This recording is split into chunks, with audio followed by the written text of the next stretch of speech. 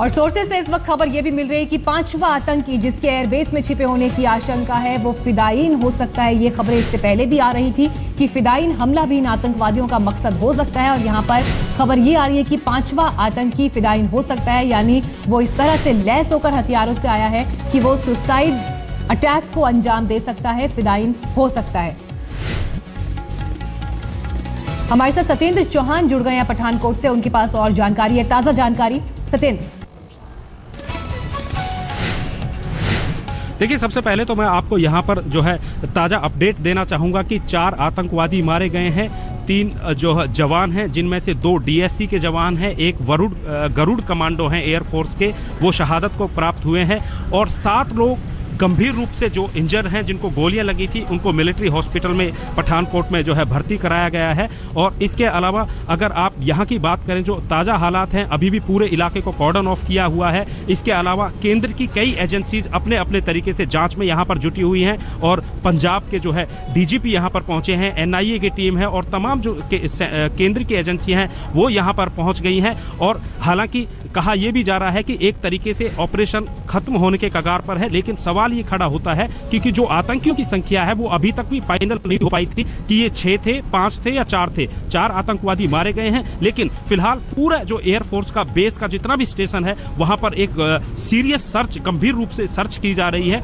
और आतंकियों को जो है प्रोवोक करने के लिए कई बार जो है कमांडोज की तरफ से फायरिंग भी की गई है। लेकिन अब जो है पूरा फाइनल किया जा रहा है कि कहीं कोई और आतंकी तो नहीं छुपा हुआ है, क्योंकि संख्या को लेकर सुबह से लेकर कल से ही जो है संदेह बना हुआ है, और फिलहाल जो है पूरा इलाका सुबह की तरह ही छावनी में तब्दील किया गया है। इसके अलावा एक चीज और मैं यहाँ पर बताना चाहूँगा कि हिमाचल, हरियाणा, पंजाब और पूरा जो बॉर्डर एरिया के साथ लगते हुए जितने भी आर्मी से, सेना से जुड़े हुए संस्थान हैं, हेडक्वार्टर्स हैं, उन पर सुरक्षा व्यवस्था एकदम चाक चौबंद कर दी गई है। पंजाब के तमाम थानों, रेलवे स्टेशनों या जितने भी संवेदनशील एरियाज हैं वहां पर पूरा रेड अलर्ट कर दिया गया है। पंजाब पुलिस के अलावा कई जगह पर सेना की भी मदद ली जा रही है इन जगह पर जो है सुरक्षा व्यवस्था को चाक चौबंद करने के लिए। सत्येंद्र, सोर्सेज ये भी कह रहे हैं कि जो 5वां आतंकी है ये फिदायीन हो सकता है।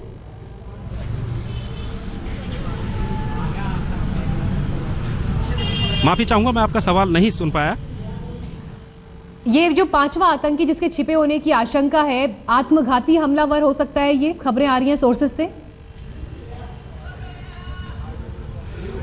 देखिए, जो कई तरह की एजेंसीज इस पूरे मामले की जांच कर रही हैं, और कई तरह की जो है खबरें निकल कर आ रही हैं। बीच में खबर ये आई थी कि ये आतंकवादी 6 की संख्या में थे, और 3 ग्रुप इन्होंने बनाए थे, और 3 ग्रुप के रूप में इन्होंने जो है अटैक किया था। यहाँ पर 3 तरफ से जो है फायरिंग की थी, लेकिन उसके बाद में ये भी कहा गया कि ये 4, कल से जो संख्या थी वो 4 थी, कि 4 आतंकवादी जो एसपी थे, जिनकी गाड़ी छीनी थी, उन्होंने जो बयान उस समय दिया था, उस समय जो जानकारी दी थी, उनके मुताबिक 4 ये आतंकवादी थे, हथियारबंद थे। लेकिन यहाँ पर जो इंटेलिजेंस इनपुट है या फिर बहुत सारे जो एजेंसियां जांच कर रही हैं, उनका ये कहना था कि ये तादाद 4 से 5 भी हो सकती है, 6 भी हो सकती है। और यही वजह है कि यहाँ पर अभी भी जो है पूरी गंभीरता के साथ और पूरी जो है मुस्तैदी के साथ अभी इस ऑपरेशन को अंजाम दिया जा रहा है। इस वक्त मेरे साथ मेरे सहयोगी गौरव सावंत भी जुड़ गए हैं, उनसे इस पर मैं अपडेट ले लूं।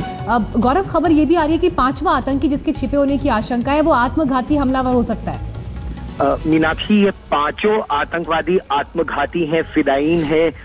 ये शुरू से हम लगातार कह रहे हैं, जो 5वां है ये छिपा बैठा था, और यही मेरे सूत्र पठानकोट एयरबेस से बता रहे हैं कि वो आत्मघाती इसी फिराक में बैठा था कि बड़े अधिकारी आए और फिर वो हमला करे ताकि ज्यादा नुकसान हो सके। लेकिन एक बार ऐसा जब जम्मू कश्मीर में हो चुका था कुछ वर्ष पहले, उसके बाद सेना सचेत थी, और आला अधिकारियों के आने से पहले सेना के कमांडो दस्तों को यह आदेश था कि इस पूरे एरिया को कॉर्डन एंड सर्च करें, यानी पूरे एरिया को अलग कर चप्पे चप्पे की छानबीन करें। और उस समय जो मानव रहित टोही विमान है, यूएवी, वो भी उड़ाया गया, और उसमें ये पहले दिखा। उसके बाद जो फायरिंग हुई, इस पर इसने एक जवान पर फायरिंग की है, और इस समय दोनों तरफ से फायरिंग चल रही है। और वो न केवल उसके पास ग्रेनेड्स और असॉल्ट राइफल्स हैं, उसके पास और हथियार भी हैं, जो दोनों तरफ से अब उस पर हमला करके उसे खत्म करने का प्रयास चल रहा है। मीनाक्षी। गौरव, अभी ऑपरेशन को लेकर क्या कुछ पता चल पा रहा है कि कब तक ये ऑपरेशन खत्म हो सकता है, क्योंकि जो ये आतंकवादी अभी भी छिपा हुआ है, क्या इसे न्यूट्रलाइज किया जा सका है? बिल्कुल अभी तो नहीं, अभी फायरिंग चल ही रही है। और शुरू में जो जानकारी थी मीनाक्षी की 4 आतंकी हैं, उसके बाद ये संख्या बढ़कर 6 से 7 के बीच की गई। तो जब तक पूरी तरह से चप्पे चप्पे की छानबीन नहीं हो जाती, खासतौर पर जो ये जो नॉन टेक्निकल एरिया है जहां पर इन आतंकवादियों को घेरा गया था, वहां पर जब जांच पूरी तरह से हो जाएगी कि और कोई जिंदा आतंकवादी या किसी का शव अब वहां नहीं है, तभी ये पूरा होगा।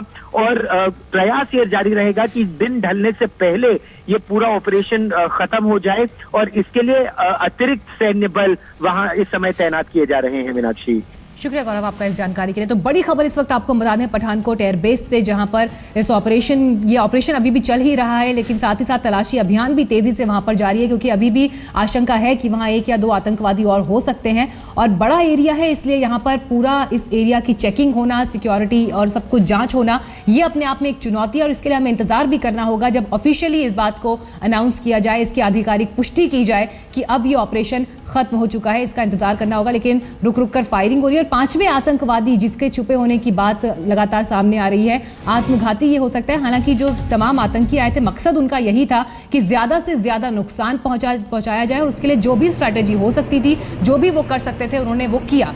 4 आतंकवादियों को मार गिराया जा चुका है, लेकिन 5वें को पकड़ने के लिए या उसे मार गिराए जाने के लिए भी कोशिशें वहां पर लगातार जारी हैं। और इस बीच आसपास के पूरे इलाके में साथ ही साथ रेलवे स्टेशन, बस स्टेशन और उसके अलावा जो भी वहां पर संवेदनशील इलाके हैं, वहां पर सिक्योरिटी को बढ़ा दिया गया है। हमारे साथ हमारे सारे मेहमान बने हुए हैं। हमारे साथ रक्षा विशेषज्ञ आर.के. मल्होत्रा साहब हैं, साथ ही राज कादियान साहब हैं, जितेंद्र बहादुर सिंह हमारे संवाददाता भी बने हुए हैं, और हमारे साथ सत्येंद्र चौहान भी मौजूद हैं।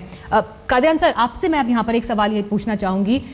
एयरबेस को चुना गया, आतंकवादियों का मकसद जैश का हाथ होने की बात सामने आ रही है। मकसद यहाँ पर साफ था, बड़े से बड़ी जगह पर हमला किया जाए ताकि ज्यादा से ज्यादा उसकी चर्चा हो और बड़ी सुर्खियों में यह हमला आए और उनकी ये कोशिश सामने आए। आतंकवादियों का मकसद हमेशा होता है खौफ फैलाना। खौफ जब भी फैलता है जब आप किसी बड़ी टारगेट पर हमला करें, जिससे एक सनसनीखेज पूरे देश में, पूरी दुनिया में फैल जाए, चाहे वो लोगों का समूह हो, मार्केट में करें, या वो कोई बड़ी टारगेट जैसे एयरबेस है। गुरदासपुर और पठानकोट चुनने की एक और भी वजह है कि कश्मीर में बॉर्डर के पार ये आतंकवादी मौजूद हैं, इनके कैंप हैं, और वहां से दोनों जगह नज़दीक पड़ती हैं पंजाब का बॉर्डर, तो उनके लिए आसान है। ऐसे हमले और भी हो सकते हैं। एक दो और रेलेवेंट पॉइंट है जो आपने पूछे थे पहला ये जैसे मोहम्मद का इन्वॉल्व होना। कुछ दिन पहले सूचना आई थी कि अलकायदा ने ऐलान किया है कि वो भी अभी भारत को अपना टारगेट बनाएंगे। अभी तक सिर्फ एलईटी वगैरह थे इधर, और उसके बाद ये भी खबर आई थी कि जैसे मोहम्मद की प्रेजेंस भी कश्मीर में है। तो ये हालांकि इसकी पुष्टि अभी होना बाकी है कि जैसे मोहम्मद अगर इन्वॉल्व है तो ये एक आतंकवादी हमलों में नया एंगल है।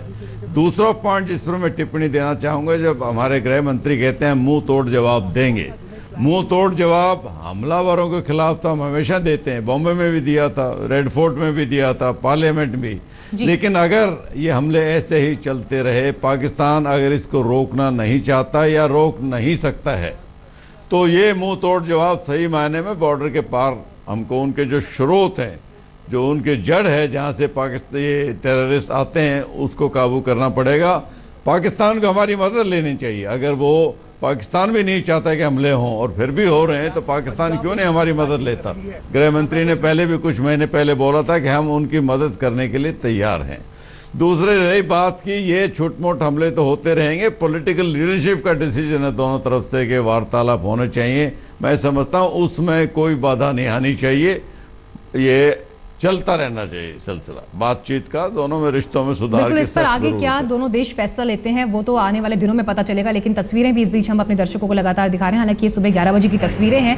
हमले के फौरन बाद पूरे इलाके की सिक्योरिटी को बढ़ाया गया और आसपास के इलाकों में भी तलाशी अभियान तेज गए हैं। आने जाने वाली हर गाड़ी पर नजर, लोगों पर नजर, और साथ ही साथ इसके अलावा न सिर्फ पठानकोट और आसपास के इलाके बल्कि दिल्ली में भी सुरक्षा व्यवस्था बढ़ाई गई है। इसके अलावा जो भी सेना मुख्यालय हैं अलग अलग जगहों पर मौजूद, वहां पर भी सिक्योरिटी को टाइट किया गया है। सीधे रुख करेंगे सत्येंद्र चौहान का। सत्येंद्र, नई इंफॉर्मेशन आपके पास?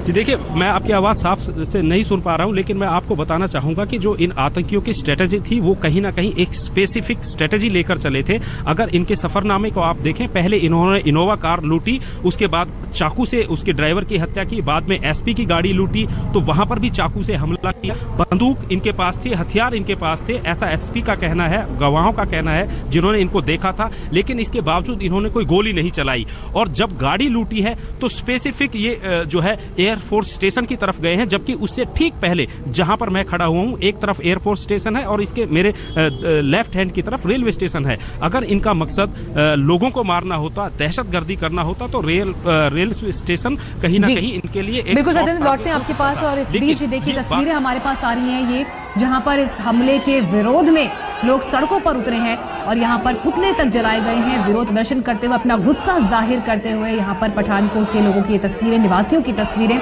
सड़कों पर उतरे और इस हमले के विरोध में इस तरह से अपना गुस्सा जाहिर किया।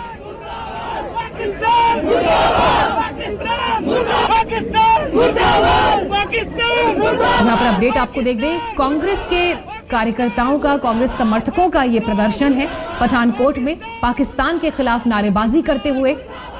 यहाँ पर पुतला भी जलाया गया और जबरदस्त तरीके से नारेबाजी करते हुए कार्यकर्ता यहाँ पर सड़क पर उतरे।